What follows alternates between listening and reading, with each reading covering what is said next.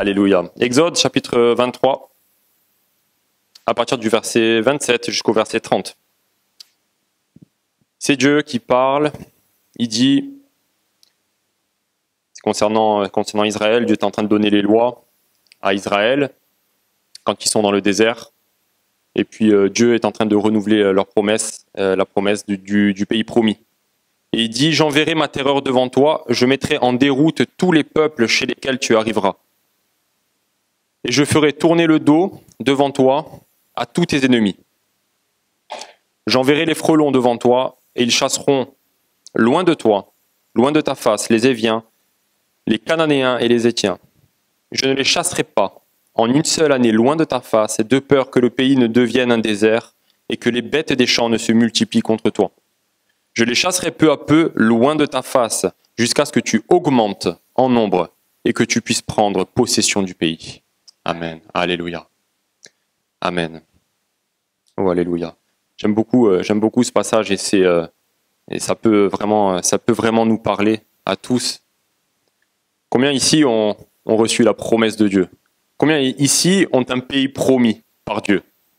Amen. Combien d'entre nous ont déjà reçu une promesse de Dieu et sont en attente encore de l'accomplissement? Amen.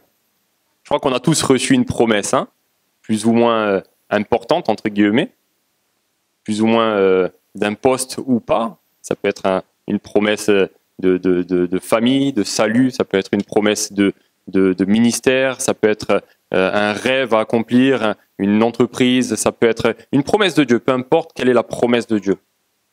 Israël avait reçu la promesse de Dieu qu'ils allaient rentrer dans un pays où coule le lait et le miel. C'était la promesse. Il y avait des conditions à tout ça. D'accord ? On ne va pas rentrer dans toutes les conditions. On sait que les conditions, c'était que vraiment ils respectent aussi l'Éternel, qu'ils soient en accord avec Dieu, qu'ils soient en accord avec la loi de Dieu, et Dieu allait les bénir. Ils devaient avoir une attitude, une mentalité qui devait être renouvelée, qui devait être en autre que celle qu'ils avaient de l'Égypte. D'accord ? On sait tout ça, et que cette mentalité soit avec nous. Amen. Qu'on ait la mentalité de Caleb et de Josué, les espions. Amen. Ça, c'est acquis. D'accord ? On va dire que ça, c'est des choses qu'on sait, qu'on connaît. Ça, c'est des choses qui sont nécessaires pour rentrer dans le pays promis. D'accord ? C'est des choses qu'on a besoin d'avoir. C'est de ne plus avoir la mentalité de l'Égypte, mais d'être renouvelé dans notre intelligence, ne pas se conformer au monde afin de discerner quelle est la volonté de Dieu, ce qui est bon, agréable et parfait. Amen. On a besoin d'être transformé. D'accord ? Je ferme la parenthèse sur ça. On est d'accord que pour rentrer dans le pays promis, on a besoin d'être transformé. Amen. Amen. Maintenant, on est là. On est presque au pays. D'accord ? On est presque au pays. Et le Seigneur, il rappelle une petite chose. Il dit, tu vas avoir ton pays promis. Ça, c'est la parole de Dieu à Israël, mais elle peut être aussi pour nous. Il dit, tu vas avoir ton pays promis. Tu peux même le déclarer, tu peux même le proclamer. Oui, je vais avoir mon pays promis. Est-ce qu'on peut le déclarer? Je vais avoir mon pays promis. Amen. Je vais rentrer dans la terre promise. Amen. Dieu n'a pas oublié sa promesse pour toi. Dieu est toujours dans cette promesse. Il n'a pas oublié, peu importe par où tu es en train de passer, peu importe le désert dans lequel tu es. Dieu est en train de te redire aujourd'hui, je n'ai pas oublié ma promesse. Et tu vas rentrer dans la promesse. Mais voilà, peut-être ça fait un petit moment que tu es là, et le Seigneur va te donner cette promesse.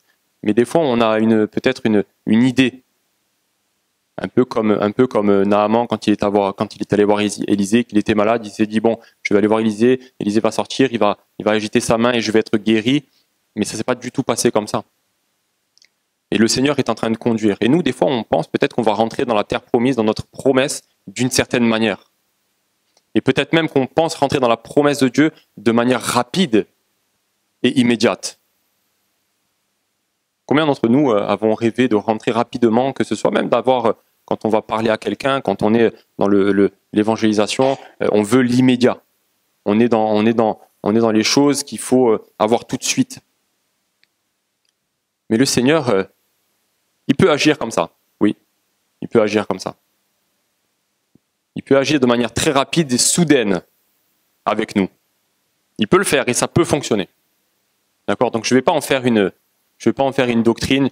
En préparant ce message, je voulais prendre vraiment l'exemple de Saül et de David. Qui Saül vraiment a été transformé comme ça. Et devant, en lisant ce passage, j'ai dit Seigneur, purée, waouh! Le passage dit Saül reçut un autre cœur, il a été transformé en un autre homme, il a été waouh, transformé comme ça, il a été pris derrière les ânesse de son père, il a été mis à la royauté comme ça en l'espace d'une semaine. Il a reçu la royauté, paf, et il a été dans l'échec. Mais j'ai pas le lien, vous voyez. Il n'a pas été dans l'échec parce que il a été mis rapidement à la royauté. Vous voyez, j'ai pas le lien. Ça, je peux pas dire que la parole dit que parce qu'il a été mis rapidement à la royauté, qu'il a échoué derrière. Je peux pas dire ça. Je peux pas dire ça. C'est ce que je voulais, mais je cherchais. Je dis non, mais j'en ai même parlé au pasteur. Il dit attention à la généralité. C'est vrai. Mais la parole, quand même, elle nous avertit un petit peu. Et là, ce passage, il dit je vais te donner le pays promis. Et tu rentreras, mais je ne vais pas te laisser rentrer en une seule année. Dieu est capable de te faire rentrer dans la promesse qu'il t'a faite. Quelle que soit la promesse qu'il t'a faite, que ce soit un ministère, que ce soit un travail, que ce soit financier, que ce soit au niveau de tout ce que tu as envie, au niveau de la promesse qu'il t'a faite, Dieu est capable de te faire rentrer comme ça d'un coup. Si tu es aspiré à une entreprise, Dieu peut te donner une entreprise avec 400 employés si tu veux. Mais est-ce que tu vas réussir à gérer ces 400 employés ? Est-ce que tu es prêt, toi, en tant qu'être, est-ce que tu es prêt à recevoir cette promesse? Il est évident que non. Et parfois, Dieu agit comme ça. Dieu n'a pas oublié sa promesse. Dieu veut te faire rentrer dans le plan qu'il a pour toi. Même au-delà de ce que tu peux penser. Mais toi, tu as besoin encore d'être transformé pour pouvoir rentrer dans la terre promise. Ce n'est pas un reproche. Mais Dieu est en train de te préparer. Amen. Dieu est en train de te solidifier. Il est en train de t'ancrer sur le roc. Peut-être que tu es en train de te dire, mais c'est long. Oui, c'est long. Peut-être c'est long. Mais j'ai gardé l'exemple de David. Vous savez, David, il a été oint, roi d'Israël. Après le rejet de Saül, Samuel est allé voir. David, il va oindre David roi. Et David va repartir derrière ses brebis. Il va continuer à faire son travail de berger. Son père va, à un moment donné, Saül, donc il est rejeté, d'accord. Dieu envoie un esprit mauvais en Saül, et Saül demande quelqu'un pour jouer de la harpe, pour jouer de la musique. Et sur qui ça va tomber sur David. Premier travail que Dieu va confier à David, c'est il va utiliser sa capacité musicale au service du roi. Et toi, est-ce que tu commences à utiliser ta capacité? Dieu est en train peut-être de t'utiliser d'une manière dans ta capacité pour son service. Ça, c'est la première chose. David va plaire à Saül. Saül va demander à ce que Saül va demander à ce que David reste auprès de lui et David va être son porteur d'armes. Il est roi, hein. Je vous rappelle que David a déjà été oint roi d'Israël à ce moment-là. Mais il est porteur d'armes de Saül. Est-ce que nous sommes capables, nous, peut-être que tu as reçu une promesse merveilleuse, un ministère, un appel de ministère peut-être, un appel puissant, tu as reçu une promesse puissante, mais est-ce que tu es capable aujourd'hui, malgré la promesse de Dieu, est-ce que tu es capable aujourd'hui d'être dans le service et dans l'humilité du service? Est-ce que tu es capable de te mettre au service de Dieu? Est-ce que tu es capable de te mettre au service de l'Église, au service du pasteur? Vous savez, quand j'ai lu le porteur d'armes, ça m'a fait penser à être le porte-serviette, vous savez, du pasteur. Oui, mais c'est pour ça que je le dis. Parce que le pasteur, et nous, on devrait avoir cette attitude. Alors je sais que c'est pas partagé par diverses églises. Je sais que des fois c'est too much, c'est trop. Oh, ça va, on va quand même pas porter la serviette, c'est le cartable hein, du pasteur. Mais pourquoi pas? Pourquoi pas? Et ça m'a fait penser à ça. Des fois, est-ce qu'on est capable d'aller avec le pasteur et de porter son cartable? Vous voyez? Moi, je reconnais que j'ai besoin d'être plus comme ça. Je reconnais. Mais David est passé par là. Bien que déjà un roi d'Israël est passé par là. Il a commencé à utiliser ce que Dieu avait mis en lui, la capacité. Il a fait ce qu'il trouvait à faire, ce que Dieu lui donnait à faire. Il a été appelé par Saül à être le porteur d'armes. Un peu plus tard, David va être appelé, malgré lui, par Goliath. Et là, David va commencer à rentrer un peu plus. Il y a une progression. David va commencer à rentrer. Il a senti quelque chose. Oui, David avait reçu l'onction de l'Éternel. Et l'Éternel et l'Esprit de Dieu s'étaient emparés de David. Il y avait marqué. Pas marqué qu'il était transformé, mais il était saisi par l'Esprit de Dieu. Il a commencé à rentrer dans le plan que Dieu avait pour lui. Alors il a été voir Goliath, il a détruit Goliath. Ensuite, il a commencé à subir la jalousie de Saül. Mais malgré tout, Saül l'a mis dans son armée, chef de l'armée. C'était pas demi-chef, mais il dit qu'il était à la tête des armées qui sortaient. Et à chaque fois qu'il sortait, David était victorieux. Il a subi plein de choses, David. Ensuite, il a été, un peu plus tard, roi de Juda, à la mort de Saül. Pas encore roi d'Israël. Pas encore roi d'Israël. Mais il a été, pendant 7 ans, il a été roi de Juda. Et ensuite, il a commencé à rentrer vraiment dans la promesse. Et David va dire quelque chose quand il était sur le point de rentrer dans sa promesse d'être roi d'Israël. David va dire quelque chose, c'est 2 Samuel chapitre 3 verset 39, il dit « Je suis encore faible, quoique j'ai reçu l'onction royale. Et ces gens, les fils de Tserouja, sont trop puissants ou trop durs pour moi. »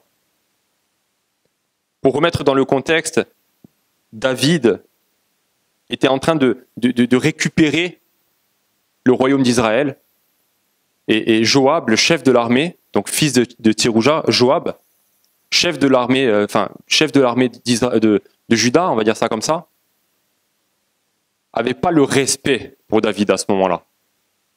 Vous savez, moi je vois ça un petit peu comme les vieux de la vieille, vous voyez, les gens qui ont de l'expérience, qui savent où ils vont, ils savent ce qu'ils font.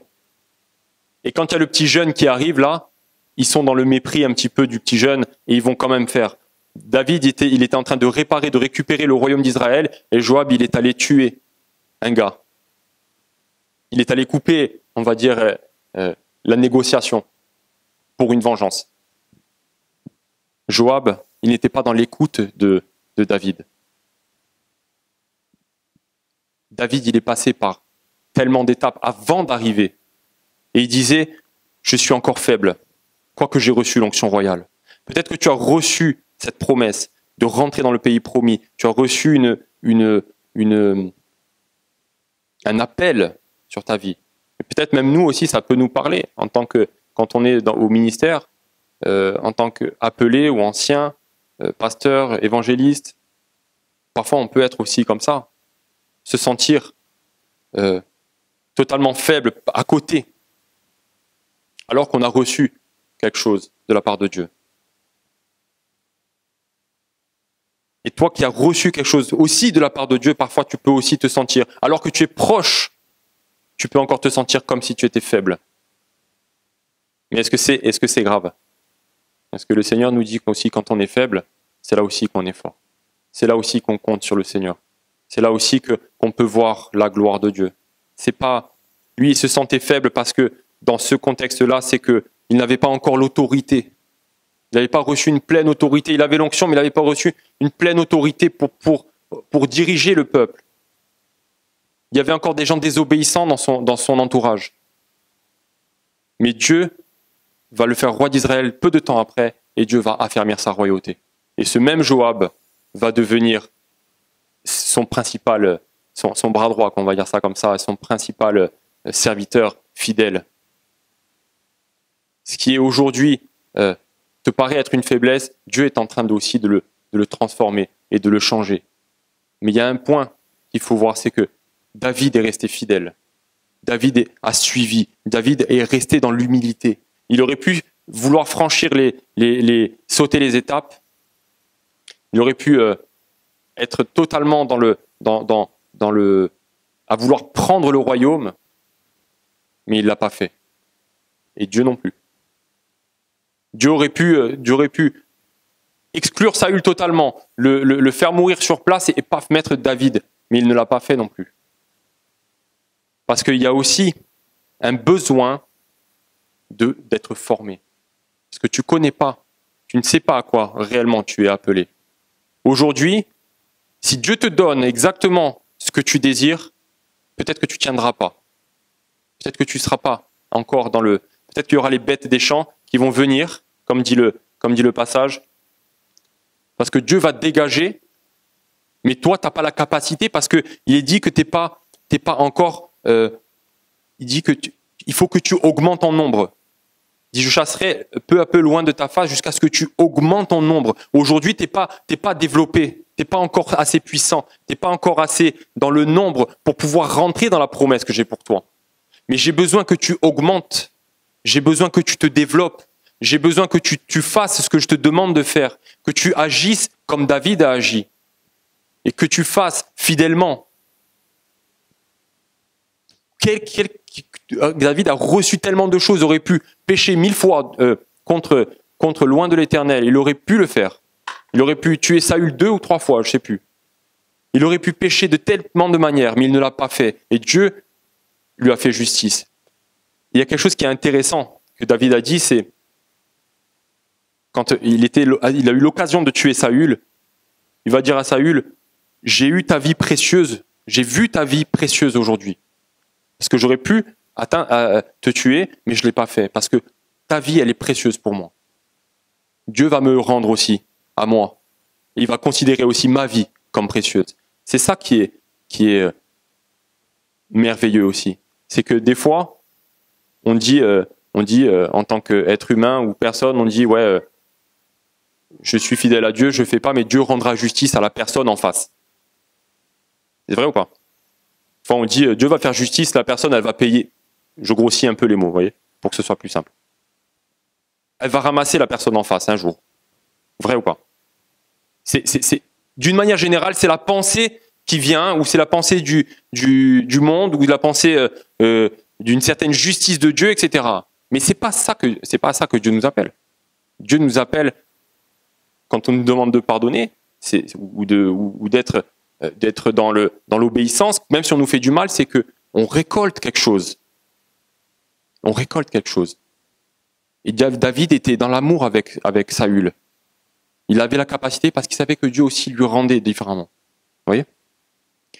Mais il est resté fidèle. Et aujourd'hui, peut-être que tu as besoin de passer par différentes étapes pour pouvoir accéder au pays promis. Parce que si Dieu t'ouvre toutes les portes que tu veux aujourd'hui, dans tous les domaines, tu vas t'écrouler. Peut-être que si Dieu te donne une certaine richesse aujourd'hui, mais Dieu t'ouvre la richesse comme ça, tu vas pas savoir la gérer. Et tu vas avoir comme les bêtes des champs qui vont venir et tu vas devoir te battre contre d'autres choses.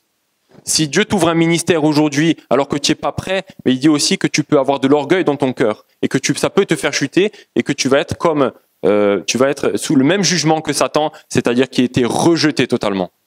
Et Dieu n'a pas envie de te rejeter. Dieu ne veut pas que te donner quelque chose pour ta perte. Alors il fait petit à petit. Il veut que tu grandisses. Israël avait besoin de grandir en nombre pour pouvoir accéder au pays promis. Et nous, en quoi pouvons-nous grandir, devons-nous grandir, augmenter pour pouvoir prendre possession du pays? Tu vas prendre possession du pays en fonction de ta croissance. Voyez? Si tu ne grandis pas, Dieu ne peut pas débloquer le pays. Parce que tu as besoin de grandir. Parce que Dieu est associé avec nous, marche avec nous. Et on marche avec Dieu. Si tu fais comme David, si tu suis le chemin que le Seigneur a tracé pour toi, Dieu va t'ouvrir des portes. Mais passe par le chemin par lequel Dieu te prévoit pour toi. Sois fidèle, quelles que soient les choses, mais fais ce que tu trouves à faire. Sois zélé pour l'Éternel. Porte la serviette du pasteur. Sois dans l'humilité. Ne cherche pas à être là alors que le Seigneur t'appelle à être là. Parce que quand tu es là, le Seigneur, il te met là-haut. Il dit que l'orgueil précède la chute, mais que l'humilité précède la gloire. Amen. Si tu t'abaisses, Dieu va t'élever. Si tu t'abaisses même devant je ne sais pas, je vais dire une bêtise, mais peut-être que tu es devant un frère ou une sœur et que tu vas t'abaisser devant lui ou devant elle, Dieu va t'élever. Saül n'était pas un ennemi de David. David était l'ennemi de Saül à cause de sa jalousie et à cause de diverses choses. Mais David n'avait pas d'inimitié contre Saül. Ça faisait partie de son peuple. Et non seulement il n'y avait pas d'inimitié, mais quand Saül est mort avec son fils Jonathan, David a pleuré. Est-ce qu'on est capable de pleurer, nous aussi, quand il y a des gens qui nous ont fait du mal? Est-ce qu'on est capable de pleurer aussi quand ils sont dans le malheur? Vous voyez? Ça fait partie du progrès de Dieu. Dieu veut que tu augmentes. Augmente en amour, augmente en foi, augmente dans sa parole, que tu augmentes dans la prière, que tu augmentes dans le service, que tu augmentes dans l'amour envers les frères et sœurs, dans l'amitié. Dieu veut que tu augmentes dans l'autorité aussi. Dieu veut que tu prennes possession du pays et il veut que tu grandisses avec lui. Amen. Dieu veut que tu grandisses avec lui pour que tu puisses prendre possession. Mais si, encore une fois, tu ne grandis pas, l'Éternel ne peut pas débloquer le pays. Si on prend l'Église, où on est là. Dieu nous donne, est-ce qu'on est d'accord qu'on veut gagner des âmes, on veut avoir des âmes, on veut avoir un temple peut-être encore plus grand, on veut avoir des structures, on voudrait plus de choses, oui ou non? Mais aujourd'hui, si Dieu nous donne ça, est-ce que Dieu est capable? Oui, Dieu est capable de nous donner une structure, un temple. Pourquoi il y en a qui ont des temples à plusieurs millions de dollars ou d'euros? Il y a eu la croissance avec. Il n'y a pas eu. Dieu ne va pas nous donner une église, une structure à 10 millions d'euros si on est 50 dedans. Pourquoi il pourrait le faire. C'est pas qu'il ne veut pas le faire. Mais s'il fait ça, ça va créer aussi des choses chez nous. Ça va peut-être créer des frustrations. Et être tout à fait matériel, ça va créer aussi des frais. Ça va créer des frustrations de nettoyage, peut-être des dégradations, parce qu'on n'a pas suffisamment de possibilités d'entretenir cela, parce qu'il n'y a pas la main-d'œuvre, il n'y a pas les gens pour faire ça.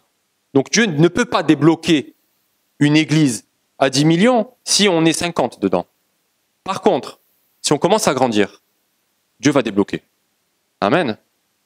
Et ce que je dis là pour l'église, c'est valable pour tout. Alors nous, où est-ce qu'on en est? Est-ce qu'on est en train de grandir dans notre marche avec Dieu? Dieu est en accord avec toi.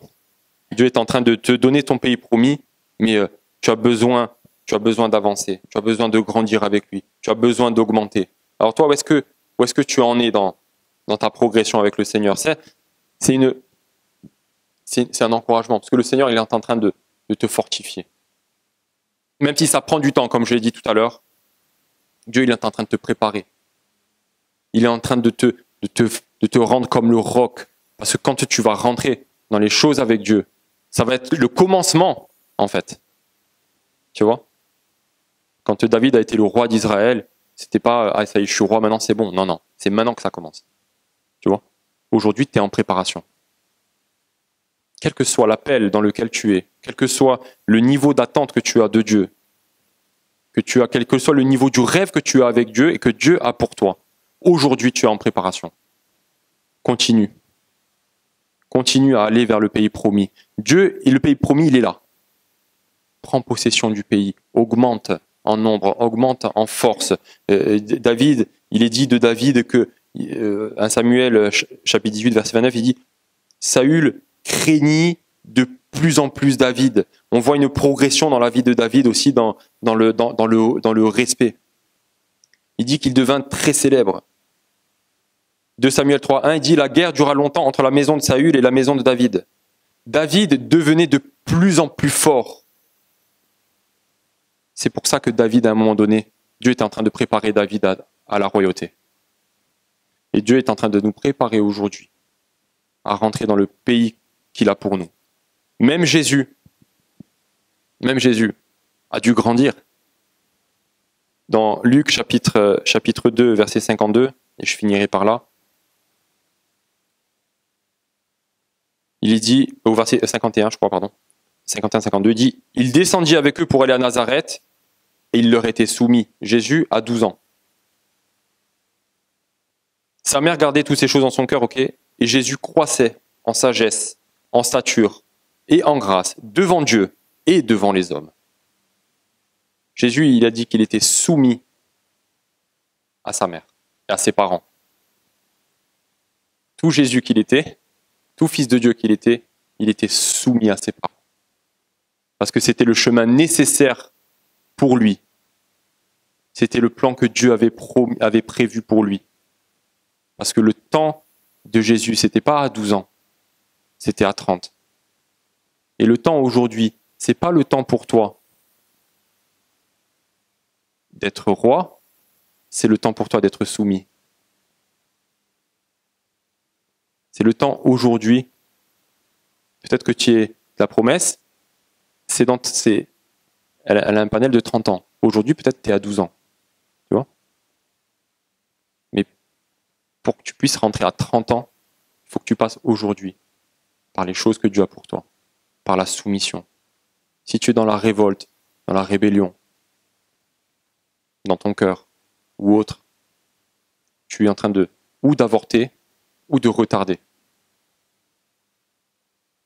Le peuple d'Israël, quand il était dans le désert, tous ceux qui ont murmuré au-dessus de 20 ans, ils sont restés sur le carreau. Donc je ne veux pas revenir sur ça. On est d'accord quand on a dit qu'on n'était plus dans ce truc-là. Hein ? On n'est plus là.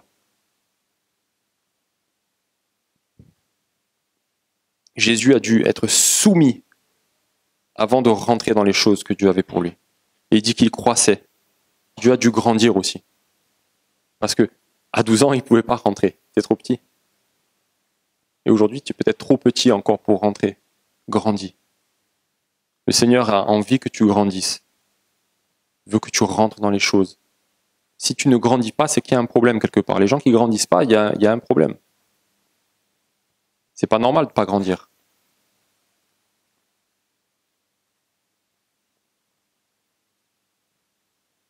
Je parle pour quelqu'un qui devrait atteindre à une certaine taille et qui ne grandit pas. Voilà, je parle de... Ouais. Dieu veut que tu grandisses. Dans quelle mesure ? En sagesse, en stature et en grâce. Si quelqu'un manque de sagesse, peut-être que tu manques aujourd'hui de sagesse. Dieu a des projets pour toi où tu vas avoir besoin de la sagesse. Et aujourd'hui, tu ne l'as pas. Reste dans le plan de Dieu. Dieu va finir par te la donner, mais continue de grandir en lui. Continue de grandir en sagesse, en stature, en grâce, devant Dieu et devant les hommes. Tu vas grandir devant Dieu, mais pas que devant Dieu. Les hommes aussi doivent être témoins de ta croissance. Avant, je priais jamais. Maintenant, je prie une fois par semaine. En public, je parle, hein, d'accord ? En public. Dans un mois, tu vas prier 2 fois par semaine. Et puis, dans 2 mois, tu vas prier à chaque réunion. Les gens vont voir qu'il y a une progression chez toi. Parce que tu vas grandir en stature, en sagesse, devant Dieu. Et si tu grandis devant Dieu, tu vas grandir aussi devant les hommes. Amen. Alors le Seigneur t'invite à grandir aujourd'hui. Et je vais m'arrêter là. Et on va baisser nos têtes, on va prier. Prenez ça comme un encouragement. Vraiment. Peu importe l'endroit où nous sommes aujourd'hui, on sait que c'est Parfois, c'est douloureux le chemin avec Dieu. On sait que parfois, ça peut être long. Mais la promesse de Dieu est toujours là aujourd'hui pour toi. Dieu n'est pas un homme pour mentir. Ce qu'il t'a promis aujourd'hui, quand bien même Dieu peut renouveler encore aujourd'hui la promesse qu'il a faite. Amen. S'il y a une promesse pour ta famille, Dieu aujourd'hui veut te la renouveler. Peut-être que tu te dis que c'est trop tard. Non, c'est pas trop tard avec Dieu. C'est pas trop tard avec Dieu. Dieu veut encore renouveler. Le Seigneur dit vraiment, aujourd'hui, c'est pas trop tard pour rentrer dans le pays promis. Si la promesse que je t'ai faite n'est pas caduque. C'est pas trop tard. Nous, des fois, on est humains, on pense que tout est fini, tout est terminé. Non, c'est pas trop tard encore pour rentrer dans la promesse que je t'ai faite. Mais il faut que tu sois aujourd'hui soumis. Il faut que tu sois aujourd'hui, que tu vives dans ma parole. Il faut que tu vives dans la prière. Il faut que tu grandisses en moi. Il faut que tu grandisses en stature devant moi, devant Dieu, devant les hommes. Oh, alléluia. Seigneur, nous voulons grandir, Seigneur, devant toi, Seigneur. Nous sommes, Seigneur, dans le chemin, Seigneur, que tu as pour nous. C'est vrai qu'aujourd'hui, Seigneur, si en étant avec les humains, Seigneur, en marchant avec les humains, Seigneur, c'est difficile, qu'est-ce que ce sera quand on sera avec les chevaux, Seigneur? Père, aujourd'hui, tu nous prépares, Seigneur. Comme toi, tu as été préparé, Seigneur, pendant 30 ans, Seigneur, pour 3 ans de ministère. Seigneur, nous voulons aussi, Seigneur, continuer de marcher avec toi, continuer d'être fidèles à toi, Seigneur. Continuer, Seigneur, de marcher avec toi, continuer d'être soumis, continuer d'être dans l'humilité, Seigneur. Continuer d'augmenter, Seigneur, en amour, Seigneur. Continuer d'augmenter, Seigneur, en sagesse, Seigneur, dans la prière, Seigneur. Nous voulons augmenter. Nous voulons croître, nous voulons prendre possession, Seigneur, du pays que tu nous as promis. Nous ne voulons pas être dépendants, Seigneur, d'un retard de démographie, Seigneur. Mais nous voulons, Seigneur, faire ce qu'il faut pour pouvoir grandir, Seigneur. Nous ne voulons pas rester derrière. Oh, alléluia. Que chacun, Seigneur, d'entre nous puisse continuer d'être fortifié, Seigneur. Et que chacun puisse recevoir, Seigneur, un encouragement de ta part, Seigneur, en disant que oui, aujourd'hui, Seigneur, je veux renouveler. Merci pour ta promesse et je veux persévérer, je veux être comme David. Et que, Seigneur, l'esprit qui était en David soit sur nous aujourd'hui, Seigneur. Le respect, la crainte de l'Éternel soit sur nous aujourd'hui, Seigneur. Qu'aucune rébellion, Seigneur, ne vienne briser cela, Seigneur. Au nom de Jésus. Que, Seigneur, comme Joseph était dans la prison et a été obéissant, a suivi le parcours pour être préparé, pour arriver, Seigneur, second d'Égypte, Seigneur. Nous voulons, nous aussi, Seigneur, être placés par toi. Écouter et saisir les opportunités que tu mettras devant nous pour pouvoir, Seigneur, être élevés par toi, Seigneur. Dans le nom de Jésus. Que ton nom soit béni, Seigneur. Amen. Alléluia. Soyez bénis.